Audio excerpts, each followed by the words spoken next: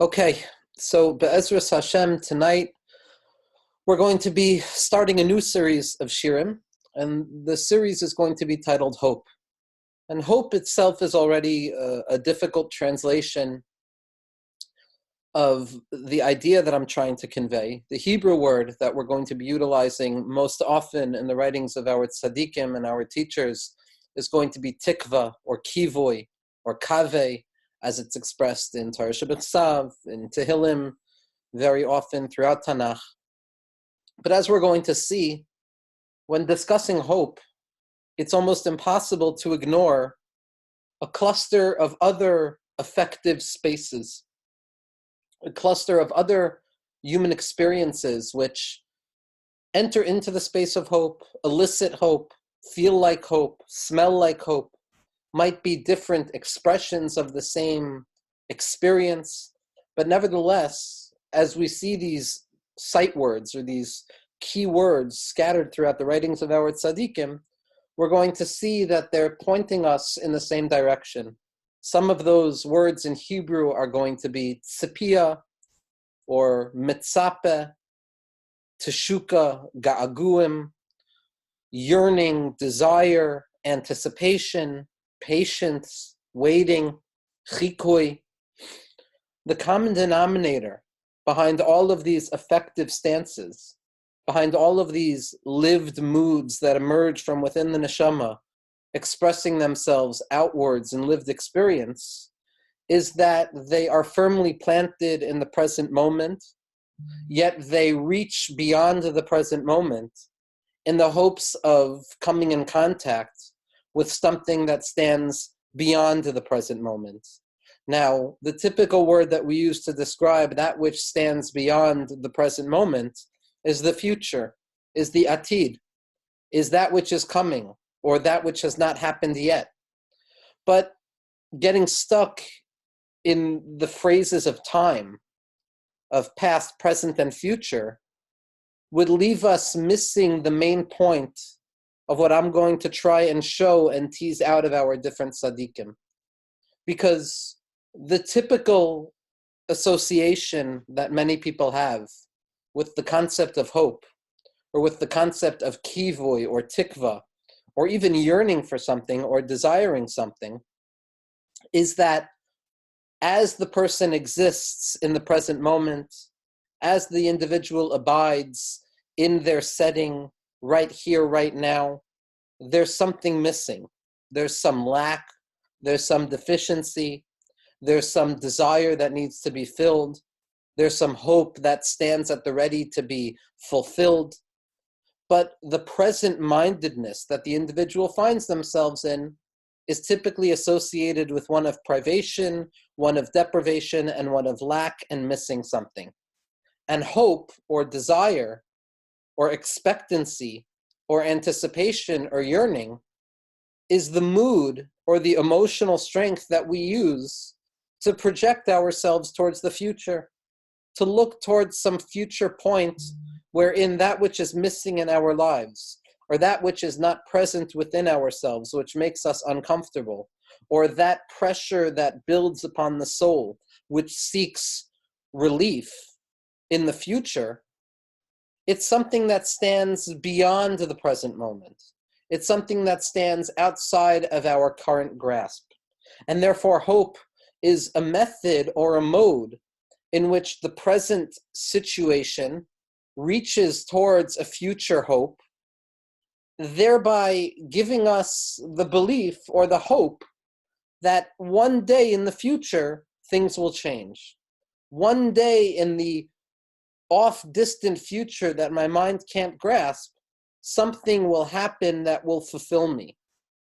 What I want to try and show, and I believe that our tzaddikim are more than explicit about this, as we're going to see, is that kivoy, or tikva, or tzipia, hope, desire, anticipation, all of the synonyms that we're going to be using interchangeably, is not simply a present projection towards some future destination which stands outside of our present mindedness, but rather hope is a vehicle, is an experience, an almost impossible experience that somehow, some way allows us, as we exist in the present moment, to find access within ourselves and within our reality to that which we desire. So that by hoping for something, or by yearning for something, or by being mishtotek for something, or having ga'aguim for something, we're not simply projecting into a non-present future that stands at the ready to emerge at some distant point, but rather we are drawing that future into the present moment itself, so that hope stops simply being a way towards an end, and it flips and it becomes a means through which we experience the future within the present moment itself. And that even though hope is not the same as the deliverance of that which we desire, and even though yearning for something is still experiencing the lack of that thing, what we're going to see throughout our writings and throughout our tzaddikim is that hope and desire and yearning are uniquely suited emotional strengths that create the paradoxical reality of having that thing almost as if we actually have it, even though it stands far away in some impossible distant place. So that until that thing actually arrives, until that great day that we all yearn for, and that thing which we're all waiting for its arrival, until that actually happens, what we are left with is the next best thing, which is the human experience of hope and desire, which draws the potency of that future hope into the present moment. So that even as we sit in our despondency, in our lack, in our brokenness, or in our hopeless state, the mechanisms of hope and the mechanisms of desire draw on a psychological and a spiritual level that which we hope for into our present-minded state. So that even though we haven't arrived at the destination, we can still find a way of tasting the destination within the path towards the destination itself.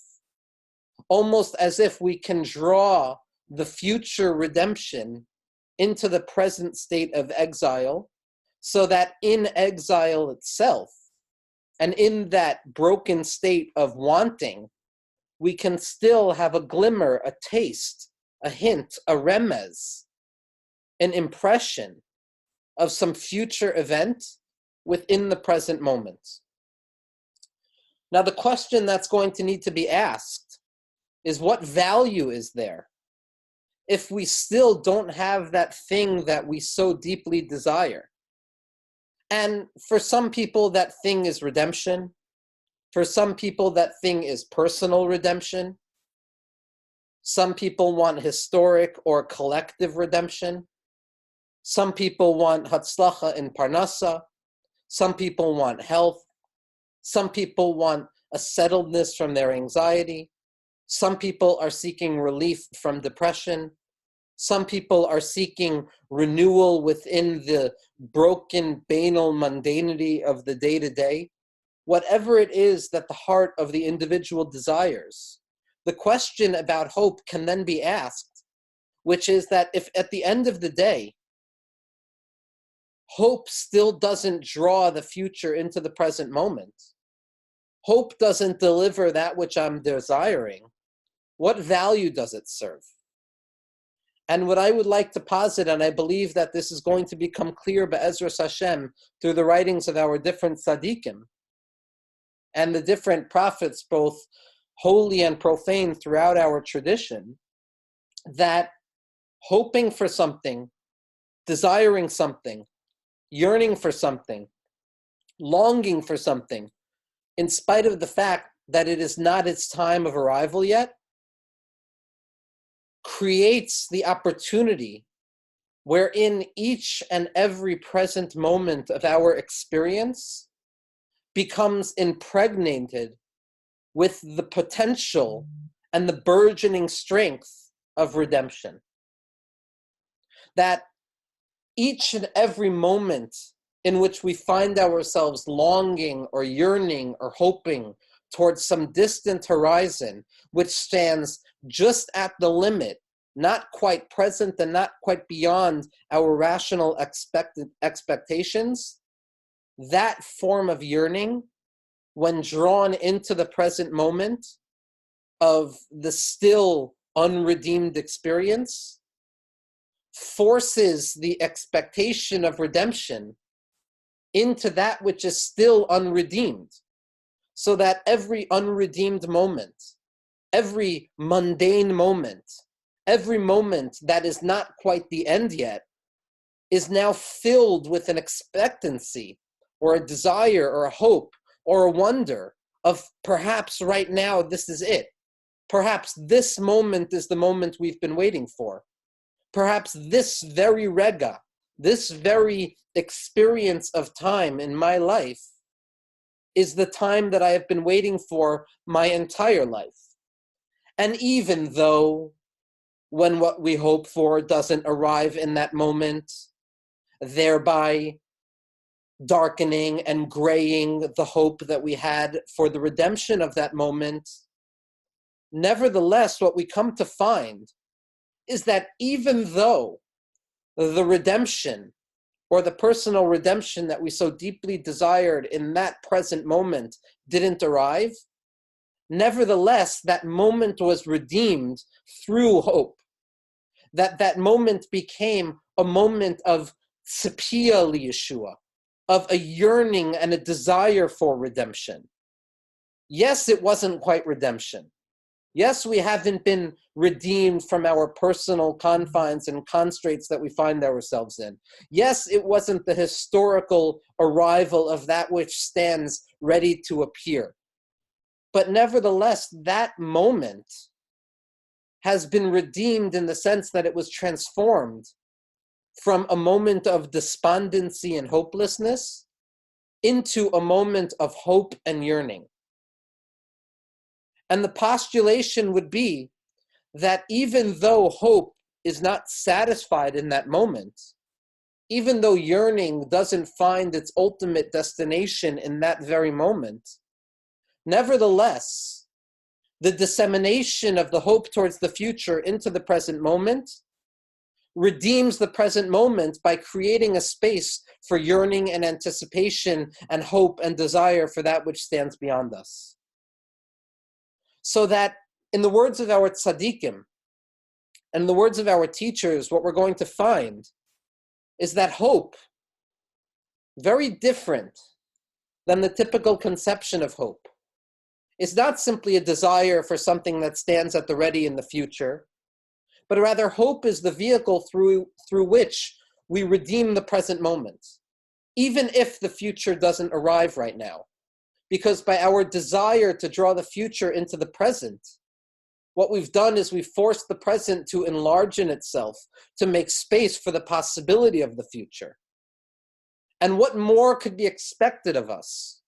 What more could a Ribono Shel Olam, could the creator of the world expect from us than to take each moment, to take each hoveh, to take each present moment of time that we experience in this world and prepare it and open it to be ready for the arrival of that which stands wholly beyond human rational logic.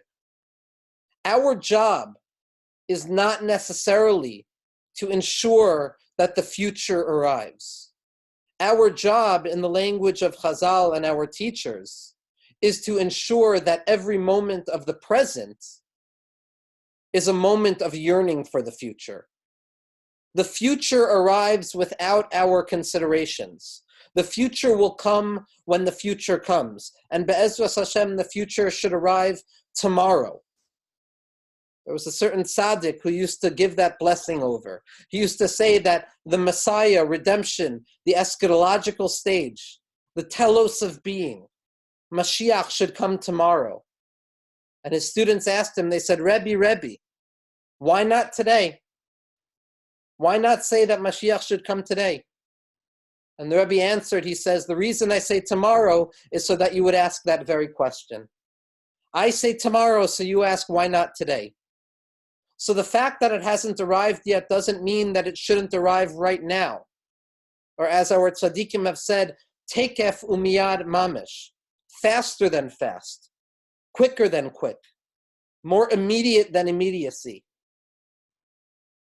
But as we find ourselves in that space of ve'af al pi sheyitmameya, that although it may tarry, although the redemption hasn't arrived yet, we still are forced or commanded to elevate and redeem each and every moment, to open the gates of the present mindedness that we find ourselves in for the potency or the possibility of the arrival of that which stands in the future.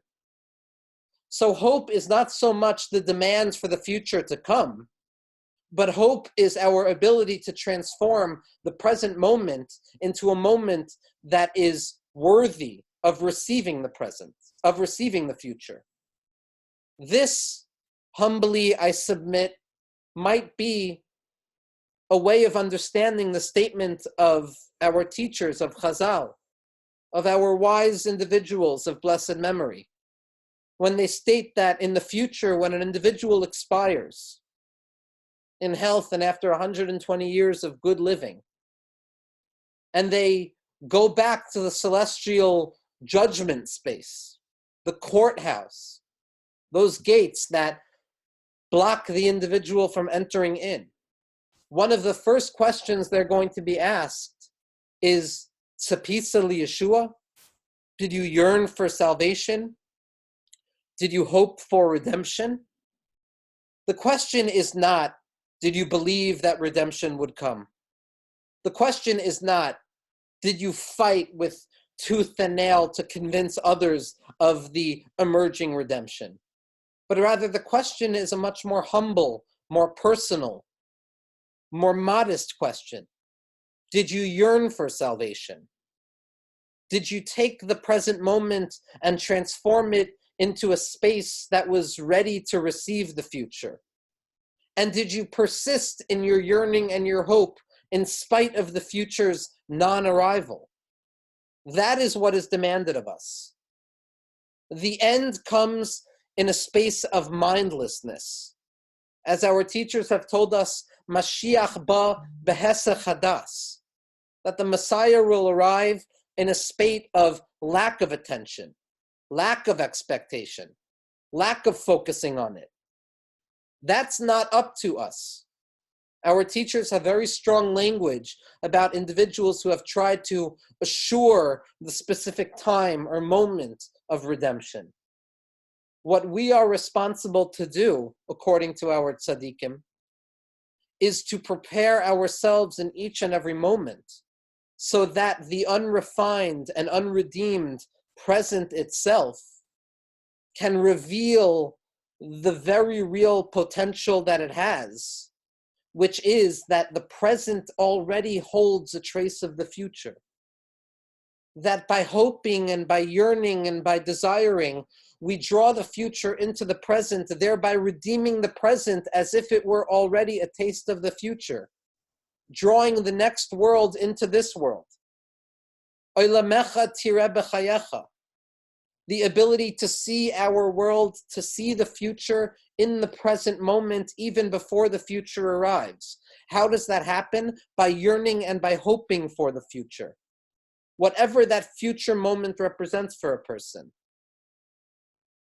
In the Zohar HaKadosh, the book of Rabbi Shimon Bar Yochai, if it could even be called a book, the world of Rabbi Shimon Bar Yochai, the textual landscape, the dreamscape, the emotional space that is awoken by the words written in the name of Rabbi Shimon Bar Yochai and by Rabbi Shimon Bar Yochai. The Zohar HaKadosh has a very interesting way of referring to the world to come, of referring to that future which we all hope for, to that redemption, whatever it might look like, personal, collective, historical, non-historical, with relation to our symptoms, with relation to our family members, whatever it might be. The Zohar HaKadosh, when describing the world to come, refers to it as Alma Da'asi, the world to come. The very basic translation is Olam Haba, the world to come. But there's another way of reading it in Aramaic, which is Alma Da'asi, Da'asi Tadir, the world that is perpetually coming. As if to say, the future is not some point on a temporal map that stands beyond human recognition at the present moment, and that our job is to slowly trudge along the broken process of history until we eventually arrive there. But rather, Alma Da'asi means that a world that is perpetually coming. It is a future that is melting into the present as we speak, so that each and every moment of present-mindedness, of personal situatedness, of abiding in this world, of being in the world, provides another opportunity of creating that crack, of opening that space wherein the waters of the future can drip into our present-mindedness. Olam Haba is not simply a world that is situated in the future. It is a future world that finds presence in the day-to-day experience of the human being if we open ourselves up to it. As the Kotzker Rebbe Schusay Ganalenu famously responded to a chassid who said, "Where is Hashem? Where is Hashem? Where is redemption? Where is the future?" And the Kotzker Rebbe, the fire of Kotzk, responded, "Wherever you let it in." Hope is the way that we crack the present moment open so that the future can drip into the present, as opposed to the common conception of hope as a present moment which looks towards the future. What we're going to see is that hope is a way of drawing the future into the present moment. And a few words about Be'ezras Hashem, what the series of shirim is going to look like, because it's relatively new in terms of what I have tried to teach. First and foremost, what I want to state is that just as it was incredibly painful and difficult and serious for me to transition from teaching the words of Rav Meyer Morgenstern Shlita, after receiving Eitzah to move forward, the nachama that I received for myself was that I went on to teach the words of Rabbi Nachman. And as I heard from the mouth of the tzaddik himself, from Rav Meyer Morgenstern, that it's okay because teaching Rabbi Nachman's Torah is really just teaching the source of my Torah. So this is not a transition away from the teachings of Rabbi Nachman of Breslov, but rather everything I say, and all of the different tzaddikim, the Rabbi Rashab, the tzaddikim of Chabad, the tzaddikim of Ishbitz and Radzid, the tzaddikim of the Beis Medrash of the Vilna Gaon, the secular righteous individuals, Kafka, Levinas, Benjamin, Derrida, our profane prophets who spoke so deeply of yearning and desire, all of them are going to operate within the general framework of Rabbi Nachman of Breslov. Lahavdil Immanuel Levinas, the Jewish philosopher and a philosopher of Judaism who are going to be introduced a little bit more to in these shirim, something that I haven't let myself do in the past, writes in the introduction to one of his most profound works, also one of his first philosophical works, called Totality and Infinity. A difficult work, but a work that is redemptive in a very real way. And in his introduction, he makes an apology for not quoting another Jewish philosopher and a philosopher of Judaism, Franz Rosenzweig. Franz Rosenzweig wrote another book about yearning for Mashiach and hoping towards the future. He called that book The Star of Redemption. Immanuel Levinas apologizes, and he says, after thinking the different sources that he's going to attribute a lot of his thinking to, he says, I am not going to quote Franz Rosenzweig in this book, because to quote Franz Rosenzweig in specific places would imply that wherever I don't quote him is not related to his work. Therefore, Levinas says, I'm going to refrain from quoting Rosenzweig to show that everything I say is rooted in Rosenzweig. So what I want to say for myself, and this is for nobody else, everything that we're going to be talking about with regards to hope and tikva and kivoy in this series of shirim, from all of the different tzaddikim that we're going to encounter, is still within the orbit, within the solar system, within the galaxy of Rabbi Nachman's Torah. And even though it's not going to be the Torah of Rabbi Nachman, it is going to be the Torah of other tzaddikim that are learned through the lens of what Rabbi Nachman of Breslov has enabled me to understand within my own personal experience and within my own method of reading Torah texts and reading in general. So that although we're not learning Rabbi Nachman, the constellation of different tzaddikim that we're going to be focusing on to create a new system of thought where difference is collapsed to show a deep unity that exists between disparate sources, is all still going to be taking place within the solar system that we can refer to as the teachings or the soul of Rabbi Nachman of Breslov. That tzaddik who yelled so strongly and so deeply for generations of Ein Shum Yesh Ba'olam Klal, that there's no such thing as hopelessness. What I want to try and introduce in the next 15 minutes or so is going to be somewhat of a conceptual framework wherein all of the future shirim are going to take place.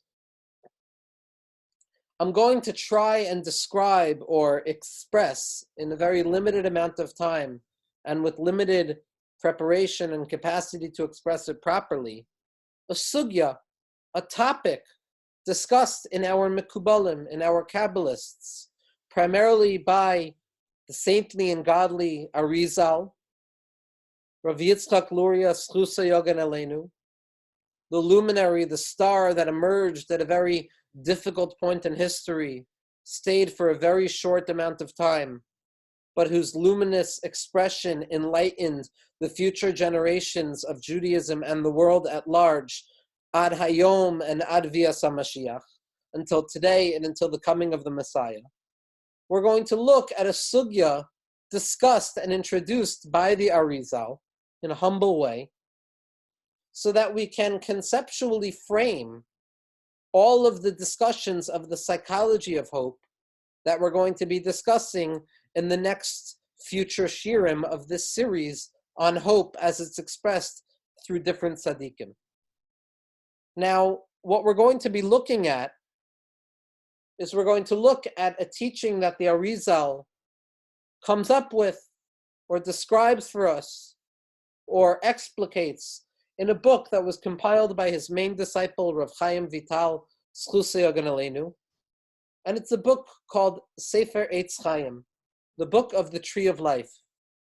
And that name is not happenstance, but rather the idea, as described in very early sources, is that there are two types of Torah, two types of ideas, two modes of thinking, or if one can say two modes of being that are described at the beginning of the Torah.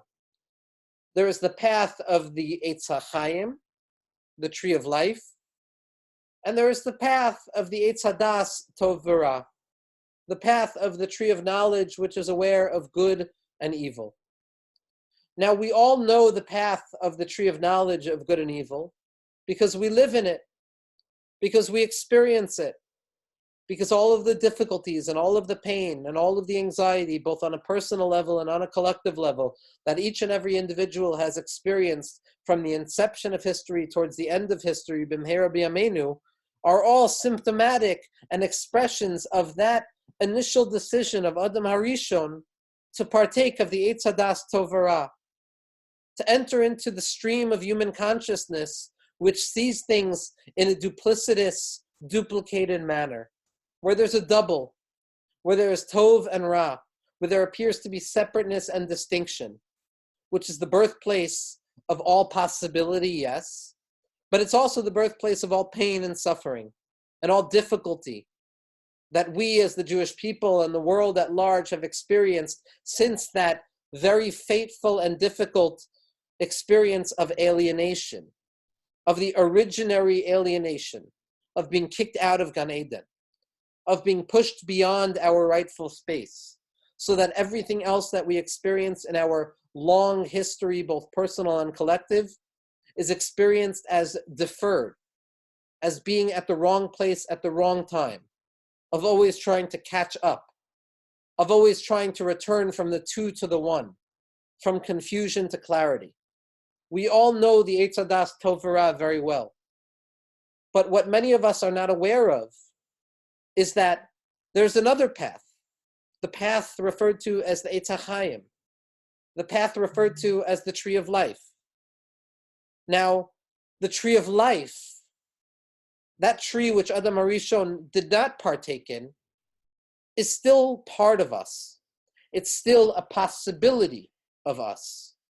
It's still something that we have on a very unconscious, potentiated level that we have access to.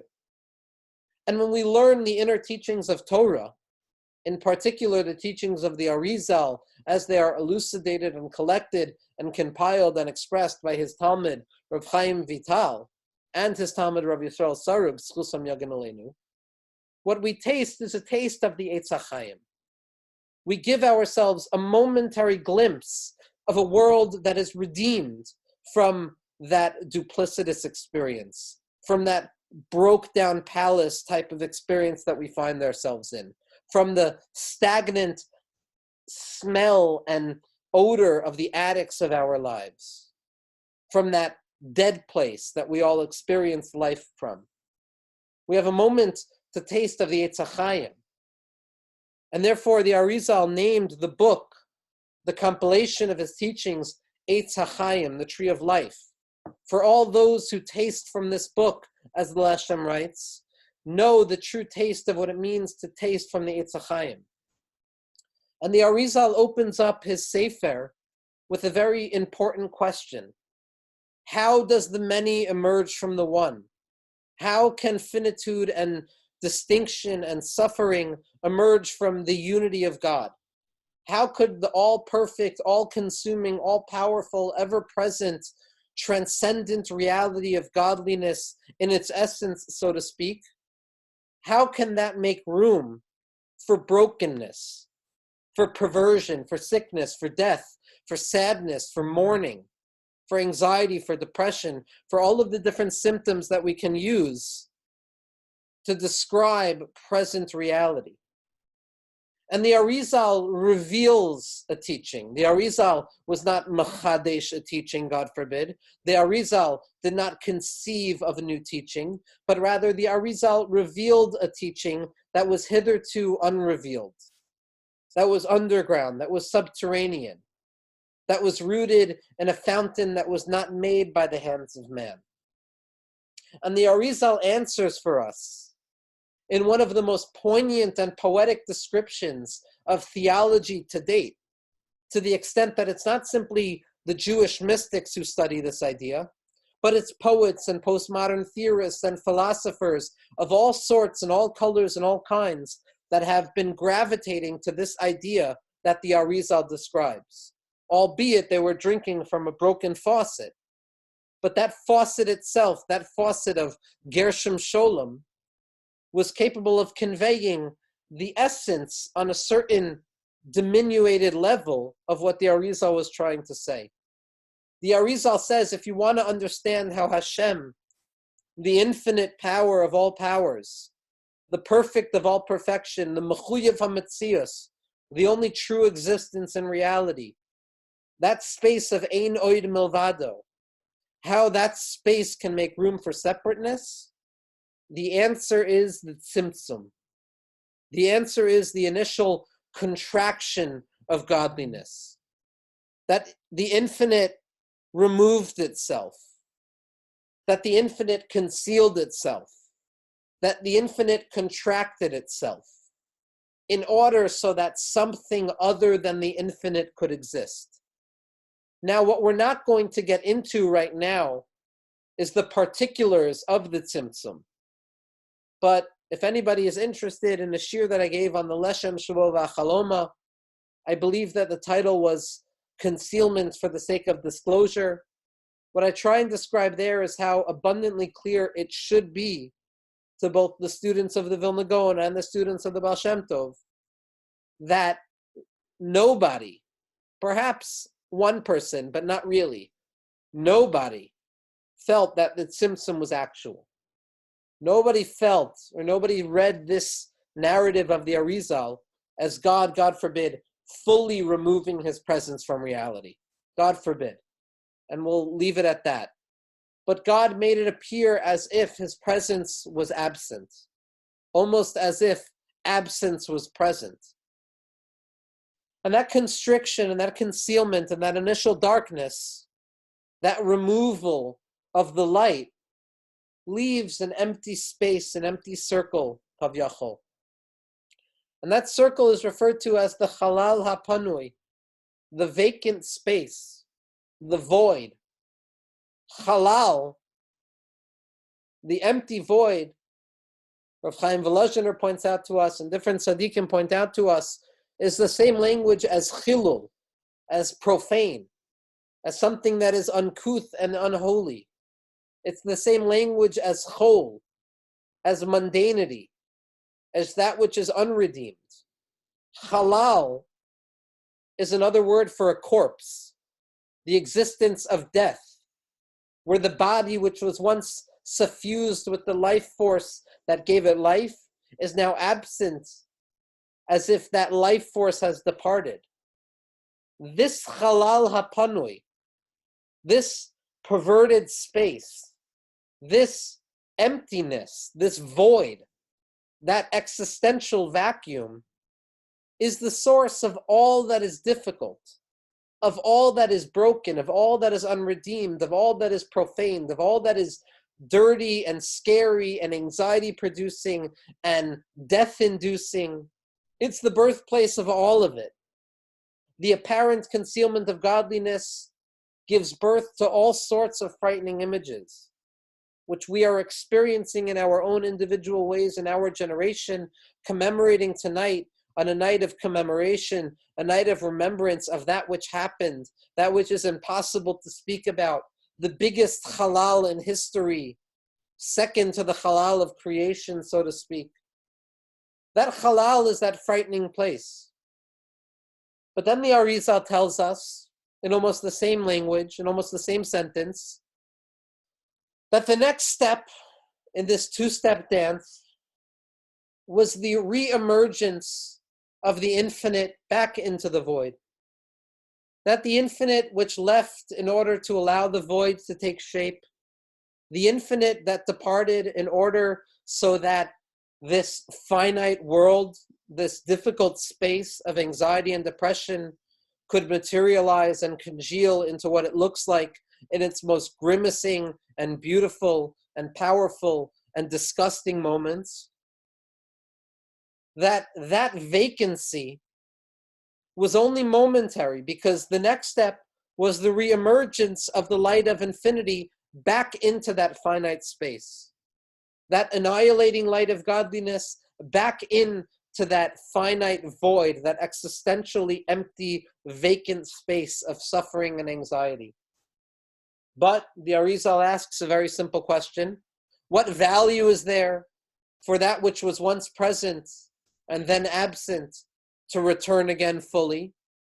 Wouldn't that simply annihilate the previous absence?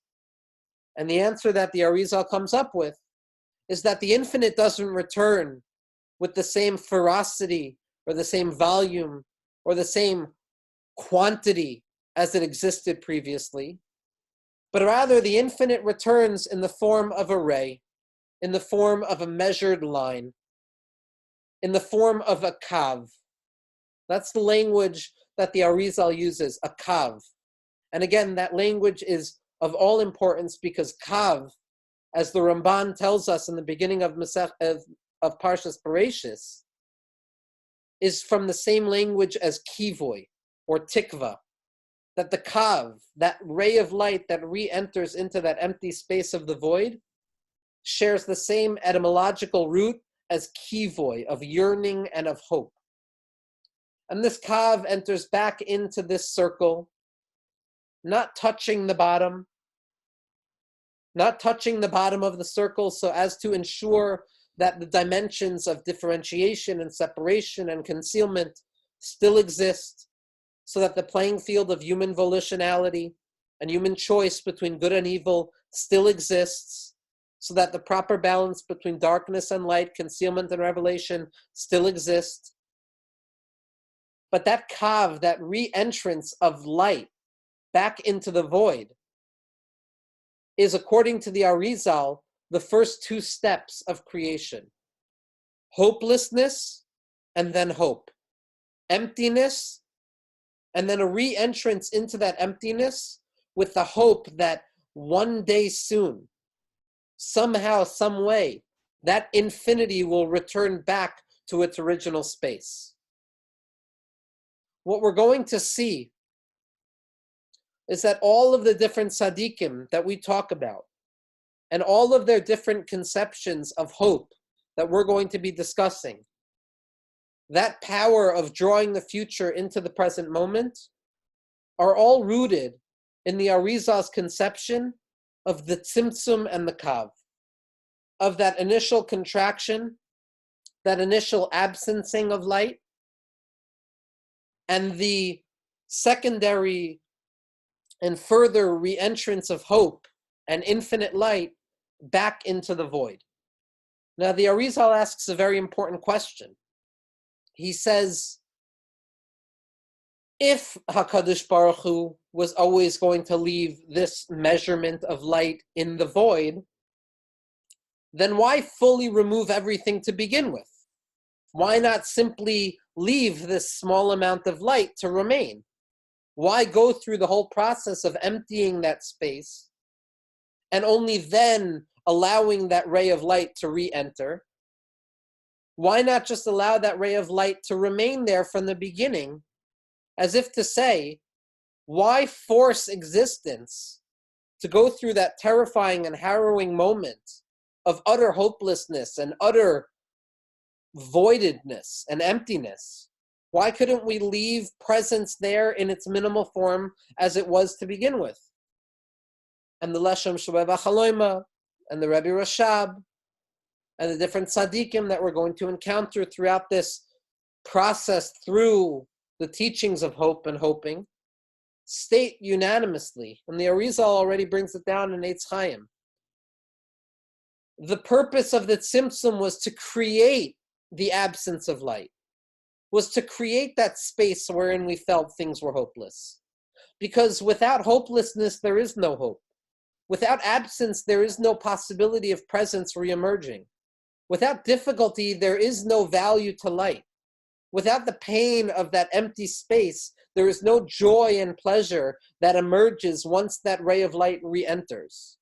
So if we want to truly understand the power of hope, if we want to truly understand the potency of hope, we have to first taste momentarily the abysmal sense or fear of hopelessness, that frightening space of the halal or that chilul, of that perversion or that death-bringing speech. Because only when a person has tasted that can they truly hope. Only when a person is aware of how broken the present moment is can we truly force the future into the present moment. Because as we've taught so long and throughout all of the different series that we've given, is that true tefillah and true yearning is only born at the moment of powerlessness. It's only through our recognition of lack, our acknowledgement of impoverishment, our being lost in the forest in the heart of the night with nothing to eat, finding ourselves hanging out in the pit, dug into the mud, covered by branches, twigs, and garbage. It's only when we can experience that experience that we can be mitga'ageya and we can yearn and we can hope for those blind beggars to arrive again. A teaching that I want to end with is a teaching from Rav Hutner. Now, Rav Hutner conveys a message or conveys a teaching that I've yet to find in nearly any text, whether secular, religious, profane, holy, that discusses the potencies and the psychology of hope. Because here what Rav Hutner is going to describe in a very poignant way is going to be the fact that hope is the goal. The goal is not that our hope should be fulfilled, but the goal is that we experience hope itself. That waiting and that wanting and that yearning and that desiring and that not knowing and that hoping so deeply for the future to arrive, and even though it doesn't arrive, we still continue to hope, is a much more poignant and potent spiritual experience than the one that arrives when Hashem reveals himself. So what Rav Hutner is very clearly saying is that the goal of hope is not for hope to be settled through its satisfaction, but hope itself is the spiritual ideal. And this is going to be in Sefer HaZikaron, the biography written by Rav Yonasan David, but also by Rav Hutner's daughter, Rav Rebbetzin Bruria David. At the back of the diary, there are certain Hilchos Deos v'Chayleves Halavavos. And this is going to be in Ois Chafhei, in the 25th teaching. And it's going to be very significantly a teaching on Purim. It's a teaching on the verse, V'chol koivecha lo yevoshu, that in the joy of Purim, what we sing and what we daven for is that all of our hope should never dry out. In order to teach us, says Rav Hutner, that our hope should never dry out. And Rav Hutner says as follows, and I'm going to do my best to offer a clunky kind of immediate translation of Rav Hutner's words. He says as follows, with all things in the world, when hope is finally satisfied, when hope is filled, the filling of that hope, the fulfillment of what we hope for, is the negation of hope. There's no more room to hope once we've been satisfied with what we hope for. And because with regards to Hashem and our relationship with God, the greatest richness in the world is the hope and the dependency on God itself, what would come out of this is that somebody's heart who is filled with hope and desire towards Hashem then finds salvation towards their hope. The experience of salvation would be a descent away from the spiritual heights of hope. Because at that moment when our hope is satisfied, we lose out on the potency of hoping. And the loss of hope that comes with hope's satisfaction is a much greater loss than the loss that would have been incurred had we never had our hope satisfied to begin with. It's a profound teaching. What he's saying is that hope is more valuable than what is hoped for. So what happens when what is hoped for arrives? What happens to the spiritual potency of hope itself? And here Rav Hutner says, this is what the Pismon is coming to teach us. That our relationship with Hashem is in such a way that even when we get what we hope for, even when our desires and our yearnings are fulfilled, Amir Hashem, Tekef Umiyad Mamish, nevertheless we will retain a residual trace of the experience of hope. That satisfaction, in spite of the fact that it is the polar opposite of desire, will somehow in an impossible way make room for desire in the space of wholeness. And that the culmination of what we hope for, even though that is the very annihilation of the act of hoping, will in a paradoxically impossible way make room for the existence of hope to survive its expiration and its fulfillment.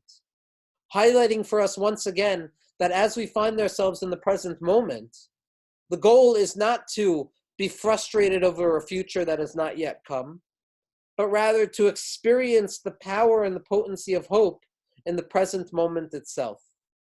Be'ezus Hashem, what we're going to discuss next week, Amir Hashem, as we continue the series on hope, is going to be the concept of redemption within exile, and the very novel and unique understanding of two tzaddikim, very different yet very similar, Rav Shlomo Elyashiv, the Leshem Shobei V'Chalema, and the Rebbe Rashav, Rav Shalom Dov Ber Schneerson, and their understanding of what happens towards the end of days, towards the precipice of redemption, when that ray of light, when that kav begins to descend even into the lowest possible recesses imaginable to it.